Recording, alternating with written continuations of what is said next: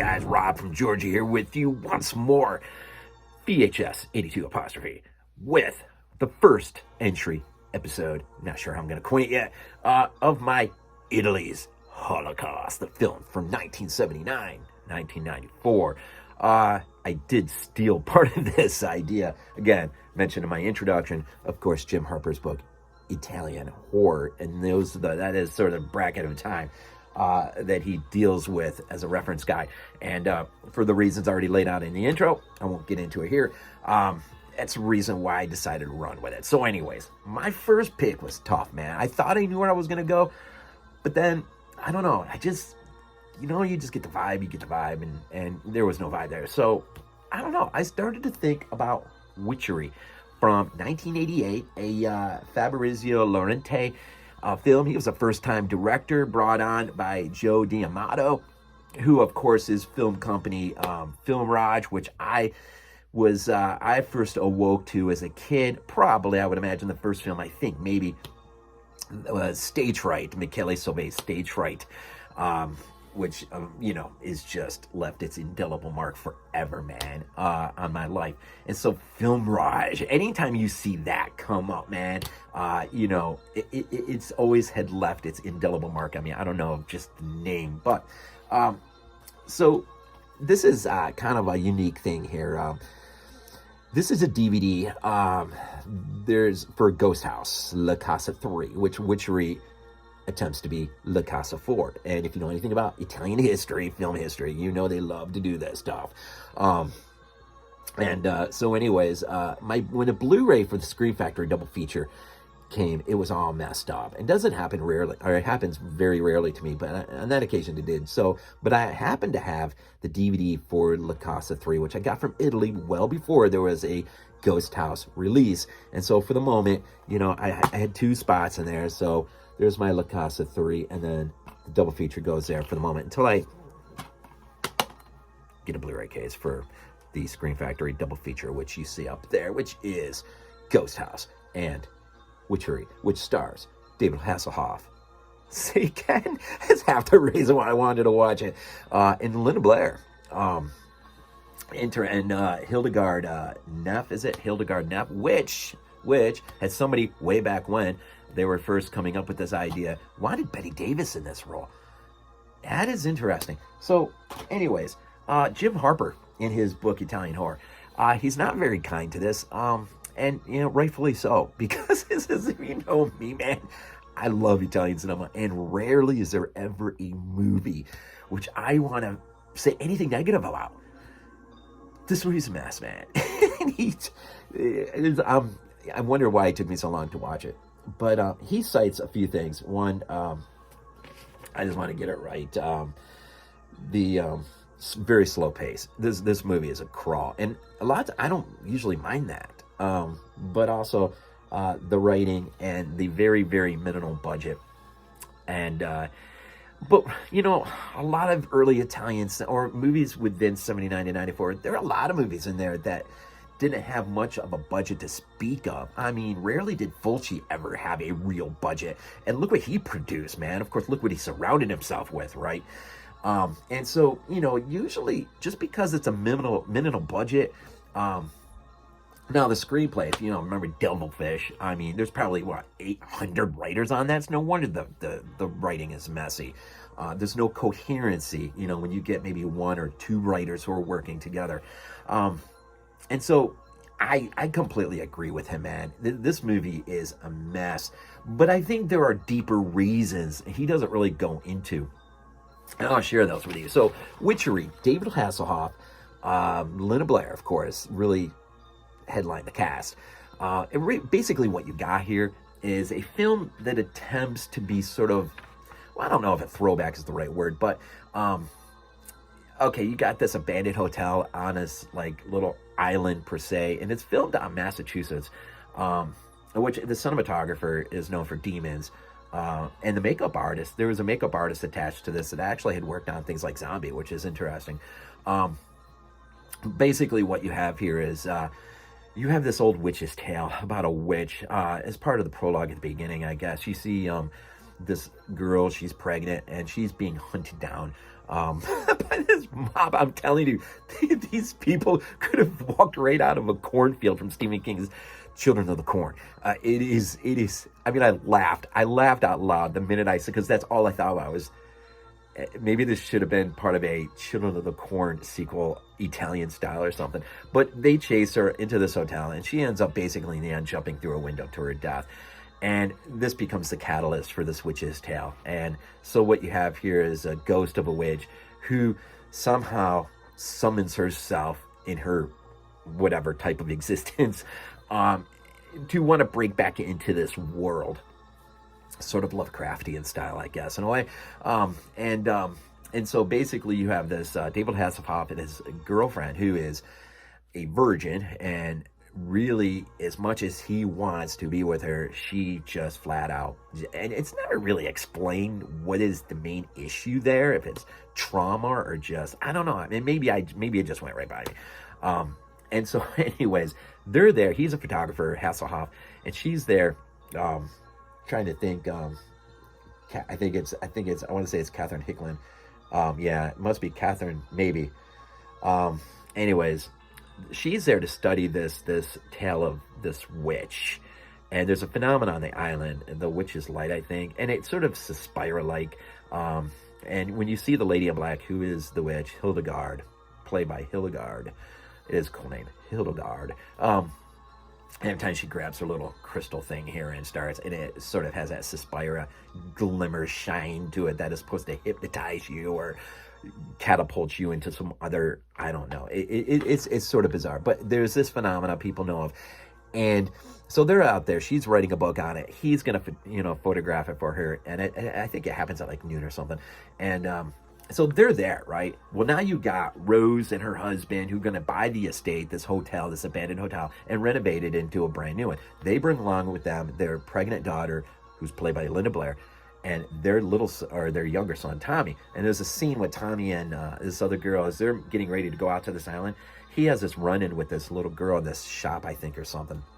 It reminded me of House by the Cemetery, when the little boy is warned by the little girl, don't go out there, and for good reason, right? And so, I mean, so there's a lot of nods to different things, I think. And so, anyways, they're taking with them the real estate guy, a girl that's going to help renovate the place, I guess. There's a whole entourage of them, actually, that go out there. And so, it's private property. Hasselhoff and his girlfriend ought not to be out there. And so, so you got this convergence of all these people. But this is the opportunity for the witch to utilize these people in order to basically reincarnate herself, come back into this world again, avenge who, I don't know, the people who killed her. I want to say 18, there's a portrait on one of the real estate office. I think it says 1885 maybe is the year when this stuff happened or whatever. So it's interesting. So basically, and then from there on, you've got this group of people on this abandoned hotel on this secluded island, cut off from the rest of the world. And it lends itself to an interesting possibility. But, and here's the segue into this real quick. This movie Witchery was born out of the financial success of Lindsay's Ghosthouse, which of course is marketed as La Casa 3. And of course, Gio D'Amato, of course, is producing right under his Filmirage. But Lindsay had his own story, and it was for a follow-up, which could have been a La Casa 4, which was more in line with Psycho, which is kind of weird. But eventually, Lindsay, is not wanted, or I guess, and so he leaves. But then Claudio Lattenzi comes into the picture. Gio D'Amato brings him in. He's the guy who wants to bring Bette Davis on to this project. And then, for whatever reason, he just sees this as something that he doesn't have as much control over, I guess, as he ought or wants. And so eventually he gives way to Luigi Cozzi. Now that's interesting because Cozzi directed Hasselhoff in Star Crash in '79. So this would have been a reuniting of these two, which that is interesting. But Cozzi was not impressed with the script at all. And Cozzi directed Contamination. he was not impressed with the script and wanted to basically do some rewrites, or maybe the whole thing, I don't know. And so he was told flat out, no, you're not going to do that, directed as is. And Cozy said, I got better things to do. And so he bolted. Now, once he bolts, that's when D'Amato brings in, of course, Laurenti, first-time director, which he had hoped would hit something, minorly speaking, out of the park. He does not. And so, for all the reasons that this is how a film that is a mess becomes a mess. When you have Cozy there, who's already done things and is a recognizable name and brand, Italian style, I don't know where that works, where Cozy looks at the script and says, please, and Gio D'Amato says, as is, and Cozy says, I'm gone. How do you let that man go? I get it, minimum budget, you don't have a lot of money, you're just trying to pump stuff out, you're going to label under as La Casa 4, so you're hoping everyone goes see it anyways, because everyone loved La Casa 3 or Ghosthouse. That's not how, I was thinking when I was watching this thing, D'Amato, if anything, should have just, once Cozy left, he should have, what would have been interesting? Forget La Casa 4. He should have basically looked at this as an opportunity to put his third piece on his Anthropophagus. Could have been a trilogy effect, man. Bring George Eastman back in. Let him look at the script. Let him do some rewrites. Work together again. And abandon that whole initial idea. And then maybe create what could have been an interesting, Joe D'Amato's, his own unique trilogy, But anyways, Laurenti is asked to come in, and he is a first-time director, and he's a first-time director, and although he's got a cinematographer there and he's got some makeup, I don't know what the script is. I haven't read the script, but I'm telling you, I love Italian cinema. And I'm telling you, whether it's Hell of the Living Dead or, movies that people love to trash all the time, I can look at those and I can just see it for what they are. But they are productions or pieces of film that are under pretty competent direction. And even if they're faced with a limited budget and limited resources, they tend to pull off for anything something very entertaining. There's nothing really that entertaining about this movie. And really, Hasselhoff and Linda Blair seem lost in the script, and they don't really bring much of anything. Some of the kill scenes are, there's one, Rose, who is the mother or the wife of the husband, who they want to purchase this place. That might be, there's two really interesting kills. She's one of them. She will be taken via, the little Suspira crystal thing. And she will have her lip, just as you see up there, she'll have her lips sewn up. It's kind of an interesting shot, as far as the cinematography goes. She's being, forcibly pulled by an unseen force into it looks like a laundry chute, but what it ends up being is she ends up being hung upside down in the chimney. And so when they go, because it's getting cold in the middle of the night, they go to start their fire. Guess who is roasted alive, and she can't scream because her lips have been sewed up. That was kind of interesting. I don't know if I've ever really seen anything quite like that. And then her husband faces a unique, interesting death where the witch is putting a voodoo pin into a doll, and he sort of Scanner's just starts to blow. His veins are blowing out all over the place. And that, so there's interesting moments of gore and makeup, but every time the witch pulls them off into this other dimensional place, it just immediately, this is, I don't know, so much of the movie just was not executed. And maybe a lot of the problems, like Cozy said, were inherent in the script. Going all the way back to Latenzi, which, by the way, I don't know if you know this, but I just recently discovered that man, Latenzi, Killing Birds, Zombie 5, has a film on Amazon Prime from 2019 with Giovanni Lamberto Radici and the girl who plays Emily in The Beyond, and the screenwriter for The Cat in the Brain. I had no idea that movie even existed until I started looking into this one. And so that's interesting. So that's out there to look at if you got Prime. I don't know anything about the movie. I'm not going to speak to it, but I'm definitely going to check it out. So anyways, I think, you got some interesting gore effects. You got kind of an interesting, it's not even that interesting. It's the idea is somewhat interesting, and I can't imagine what somebody like Fulci would have done with this, or Cozy would have done with it. Even Latenzi, maybe. Cozy, though, is interesting. Maybe even Joe, I don't know why he just didn't decide to take it upon himself. Maybe he was doing other things and just thought this Laurenti guy was a capable director.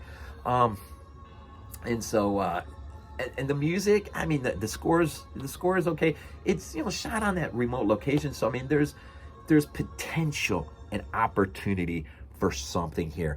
And it just, I don't know, man. I'm going to say this is one of those rare Italian films that I'm in no rush to ever go revisit. Now, will I? Maybe, perhaps. I don't know. I'm in this weird, you're body bags. We're in this black and white craze right now. And of course, I do this black and white night commentary sessions with Glenn, where we look at our Monday review, or body bags, where we look at a film and review it, having seen it in black and white. I'm curious to what Witchery would look like in black and white. I don't know how much that would help. Usually, black and white can really help aesthetically, tonally, with a film. I don't know what it would do. I don't know. But I think a lot of these issues with this first film I'm looking at, goes to the very beginning of what the film initially started to become, and just what ultimately it ended up as. And that is sort of disappointing. I would love to know, of course he's gone now, but I would love to know why Joe D'Amato just did the screenwriter have a lock on him and just would not let go of the script? What was so unique and good about that script that D'Amato could not, and because this stuff happens all the time. Writers have their stuff messed with as a director is trying to move it to film. And a lot of times a director has the power to do that. But in this case, apparently, whatever was written on script, maybe it was time and money. Maybe D'Amato just didn't want to extend. Maybe he just wanted this thing done out under La Casa 4, and that was it. And unfortunately, if I'm David Hasselhoff or I'm Linda Blair, I don't know, man. I kind of forget about this one. Probably. I'm going to forget about this one pretty quick. And so, I don't know. Just my thoughts. I don't mean for this to be lying. I'm already 17 minutes rambling on in here. But, I don't know. It's just my thoughts on Witchery. And so I don't know. Whatever. But, as my second episode, I am going to look at the film that accompanies this, which was La Casa 3, which is Ghosthouse, which is one of the early favorites of mine as a kid renting from the video store. So I'm going to definitely take a look at that next. That'll be the second episode. So here at episode 1, Witchery, Linda Blair, David Hasselhoff. Have you seen it? What do you think? Did you know any of this stuff? I don't know what else to say. If it's too long, I apologize. We'll try to bring it down to size. Anyways, we always do. If you know me, we leave these things off with Go Bills. This is not a dream. Not